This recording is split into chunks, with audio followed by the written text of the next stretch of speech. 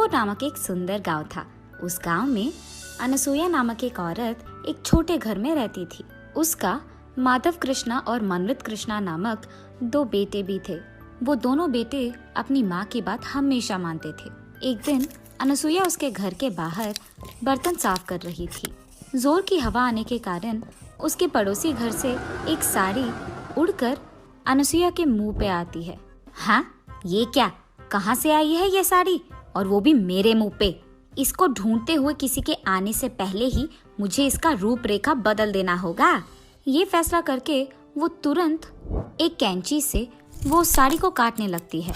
इतने में उसकी पड़ोसी सुजाता उसकी साड़ी लेने वहाँ आती है और अनसुया को उसकी साड़ी काटते हुए देख, अनसुया, ये मेरी नई साड़ी है।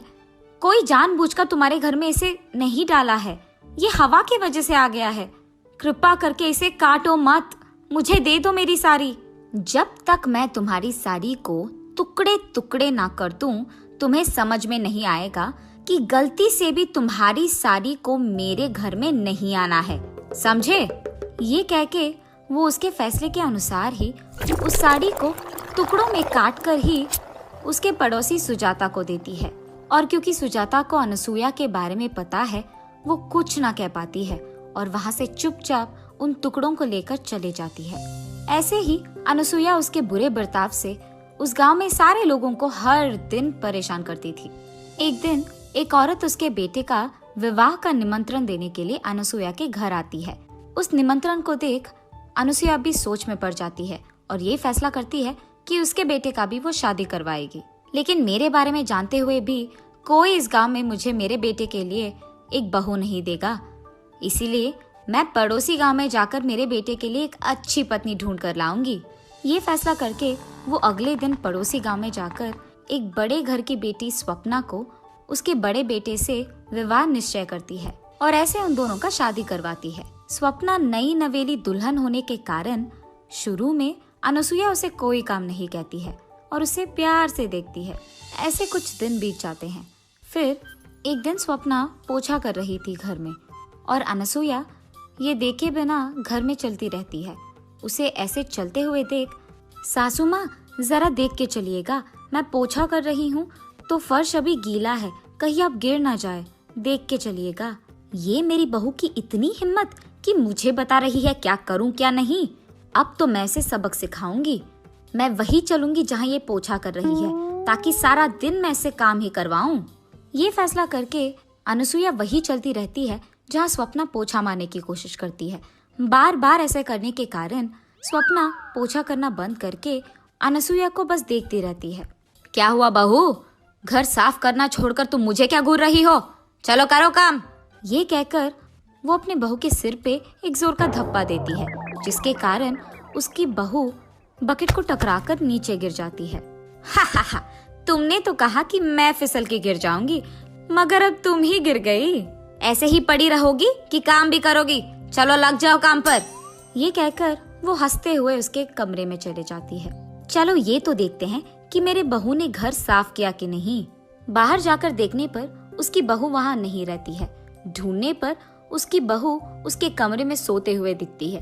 तब अनसुया वहाँ जाकर उसके कंबल को जोर से खींचती है, जिसके कारण उसकी बहू स्वप्ना नीचे गिर जाती है। हाँ, क्या हुआ सासू माँ? मैं सो रही थी और आपने मुझे नीचे गिरा दिया। तुम सो कैसे रही हो? तुमने क्या सोचा घर का काम हो गया? खाना कौन पकाएगा? जाकर खाना बनाओ। उसके ऐसे जोर से चिल्लाने के कारण स्वप्ना उठकर खाना बनाने में लग जाती है। ऐसे ही अनसुया हर रोज उसकी बहू स्वप्ना को कोई न कोई कारण लेकर उसे दुख पहुंचाती ही रहती थी और भला बुरा कहती थी। और दूसरी तरफ स्वप्ना उसकी सासू माँ को कुछ न कह पाने के कारण चुप ही रहती थी। ऐसे कुछ दिन बीत जाते हैं। एक दिन अनसुया उसके घर में टीवी देख रही थी और अचानक उसका छोटा बेटा शादी करके बहू को उसके साथ घर ले आता है। ये देख अनसुया चौंक जाती है। मनवित, मुझे तुमने एक भी बात बताए बिना शादी कर लिया? तुम क्या समझ रहे थे? माँ, आप मेरा यकीन कीजिए, अगर आपको पता चला कि मैंने ये शादी क्यों किया तो आप बहुत खुश होंगी। पहले हमें अंदर तो आने दो।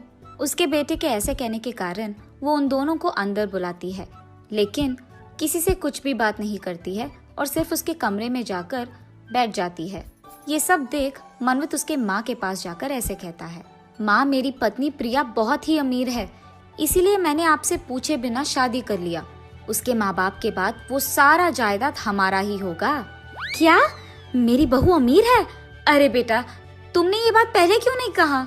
मैं सोच रही थी कि तुमने किसी ऐरे गैरे से शादी कर लिया। जैसे ही अनसुईया को पता चलता है कि उसकी छोटी बहू अमीर है, वो सारे काम उसके बड़ी बहू से करवाते हुए उसकी छोटी बहू की बहुत अच्छी देखभाल करती है। एक दिन जब उसकी बड़ी बहू काम कर रही थी, अनसुईया उसके पास जाकर ऐसे कहती है, ए स्वप्ना, कितनी देर पकाओगी खाना ऐसे? मेरी छोटी बहू भूखी होगी शायद, मुझे जल्दी जाकर उसे खाना देना होगा, जल्दी करो। ऐसे कहती ही रहती है कि वहाँ से गुजरते हुए प्रिया को ये सारी बातें सुनाई देती है। फिर प्रिया उसके मन में ऐसे सोचती है, हाँ, तो इसीलिए मेरी सासू माँ मेरी इतनी अच्छी ख्याल रखती है, क्योंकि मैं अमीर हूँ, वरना मुझे भी उसकी बड़ी बहू की तरह सारे काम करवाते हुए दुख पहुँचाती थी। ये सोचकर वो उसके कमरे में चले जाती है। जब सासू माँ प्रिया के कमरे में जाकर उसे खाना देती है, तब प्रिया खाना खाते हुए ऐसे कहती है, सासू माँ, ये सारे व्यंजन ना बहुत ही स्वादिष्ट है। हाँ बेटी, ये सारे व्यंजन ना मैं ही करती हूँ हर रोज। इस घर में सालों से खाना मैं ही पका रही हूँ। मेरे दोनों बेटों को भी मेरे हाथ का खाना ही बहुत पसंद है। तुम्हें जब भी कुछ चाहिए ना, बस मुझे एक आवाज दो, मैं तुम्हारे लिए वो बना दूंगी। हाँ, मेरी सासू माँ को पता नहीं है कि मुझे पता है कि वो झूठ कह रही है। मैंने तो उनका असली स्वरूप देख लिया। अब देखो मैं उन्हें कैसे दौड़ाऊंगी। ऐसा कुछ करूंगी कि इनको आराम करने का 1 मिनट का वक्त भी ना मिले। ये फैसला करके वो अगले दिन उसकी सास के पास जाकर ऐसे कहती है, सासू माँ, आज मुझे गरम गरम वड़ा खाने का मन कर रहा है, आप मेरे लिए बनाएंगे? मैं भी आपके पास खड़े होके सीखूंगी कि कैसे बनाते हैं। अरे रे, अब तो मैं अपनी बड़े बहू से भी ये बनवा नहीं पाऊंगी, क्योंकि ये लड़की तो मेरे बगल में खड़े रहना चाहती है जब मैं वड़ा बनाऊंगी। अब तो मुझे खुद से ही करना होगा। और ऐसे वो खुद प्रिया के लिए वड़ा बनाने लगती है। सासू माँ, सिर्फ वड़ा नहीं, उसके साथ खाने के लिए एक मांस का भी व्यंजन बनाइए ना। ऐसे प्रिया तब से हर दिन कोई ना कोई काम उसके सासू माँ से करवाती रहती है।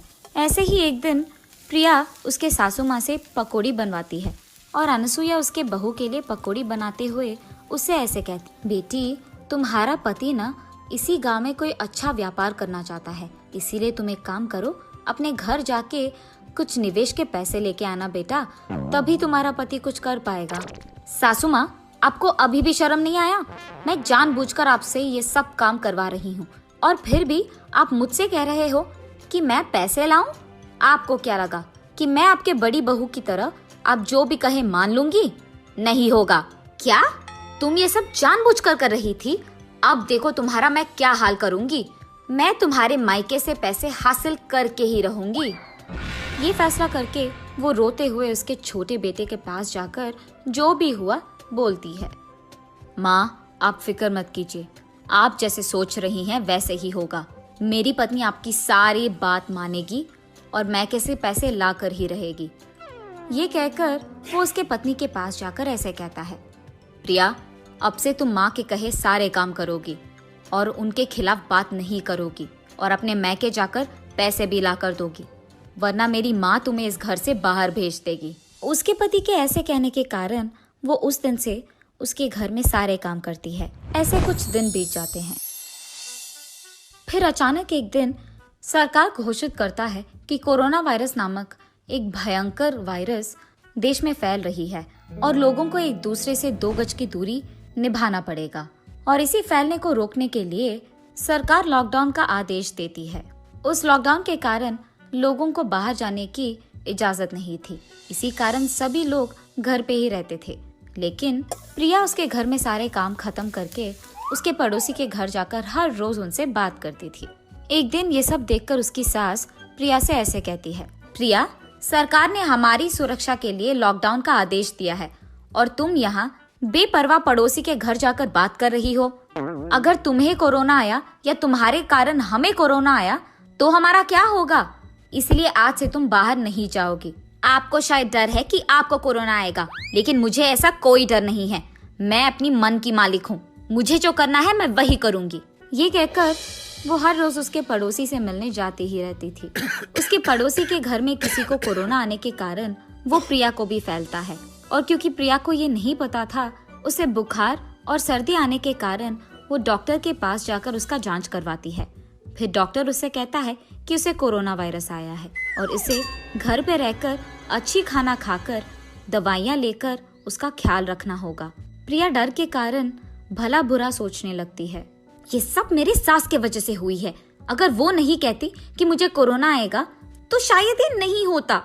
अब क्योंकि उसके कारण मुझे आया है, मैं ये देखूंगी कि मेरे कारण उसे भी आएगा। कम से कम तब वो चुप रहेगी और मुझे ये सब काम कहना छोड़ देगी। ये फैसला करके वो उसके घर वापस जाकर उसके ही हाथों से कॉफी बनाकर उसके सास को देती है, और इसी कारण अनुसुईया को भी कुछ ही दिनों में कोरोना वायरस आ जाता है। हा हा हा, सासू माँ, मुझे पता था कि आपको कोरोना आएगा।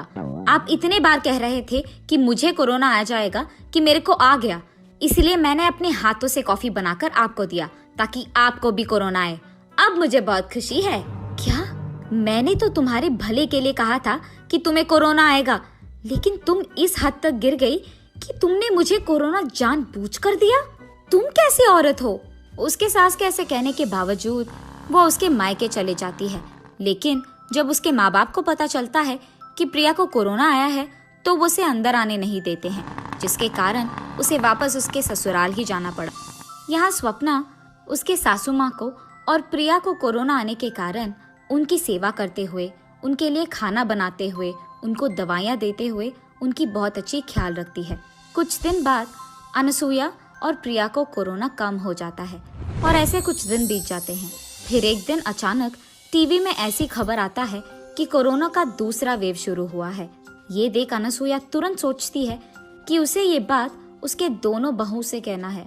बेटा स्वप्ना, प्रिया, मैंने अभी अभी टीवी में देखा है कि कोरोना का दूसरा वेव आ गया है और इस बार वो दुगना भयंकर है और लोगों की मरने का संख्या भी बहुत बहुत बढ़ गया है। हमें चौकन्ना रहना होगा। मेरे बर्ताव के लिए मैं माफी मांगती हूँ। मैं अब ये सिर्फ तुम्हारे भले के लिए कह रही हूँ। कम से कम इस बार तो मेरी बात मान लो। अरे सासू माँ, आप तो बड़े हैं।